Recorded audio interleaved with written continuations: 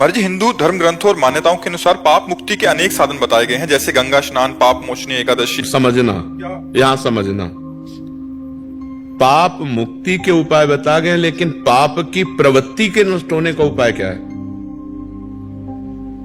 ऊपर से हमारे अस्त्रों द्वारा सब काट दिया गया, लेकिन उसकी जड़ बची हुई है, तो और नए किनके आ गए। पाप गंगा पापम, गंगा पाप का नाश करती, इसमें संशय नहीं, लेकिन पाप की प्रवृत्ति, गंगा नहा के आए फिर 100 पाप कर लिए, फिर गंगा नहा के आए फिर 100 पाप कर लिए, तो हाथी स्नान हुआ, हाथी स्नान किया, सूंड से धूल डाल लिया, तो स्नान का मतलब क्या हुआ? हमारी बात हर विद्यार्थी अगर मान ले, हमें फिर इसका उत्तर दे।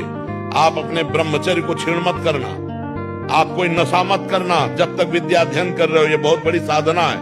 और अगर आप ग्रेजुएट ना हो जाए तो हमें बताना। तो पाप वास्तविक तो नष्ट नहीं हुए, पाप नष्ट तब माना जाएगा जब पाप की प्रवृत्ति का नाश हो जाए, पाप की जड़ का नाश हो जाए, वो है प्रवृत्ति। बोले बड़ा पाप प्रवृत्ति वाला आदमी है, बहुत पापी आदमी है, तो पाप की प्रवृत्ति सबके अंदर रहती है, क्योंकि सुमति कुमति सबके उरनाई, नाथ पुराण निगम अस कहीं। तो जहां सुमति है वहां शुभ है, और जहां कुमति है वहां अशुभ है, पाप है। तो कुमति सुमति सबके उरनाई, कभी कुमति जोर कर गई तो पाप बन गया, कभी सुमति जोर कर गई तो पुण्य बन गया। तो तीर्थों के जो उपाय हैं वो पाप नष्ट करने के लिए हैं, लेकिन अध्यात्म जो है वो पाप प्रवृत्ति को नष्ट करता है। गंगा को भी निष्पाप करने की सामर्थ्य एक महात्मा रखता है।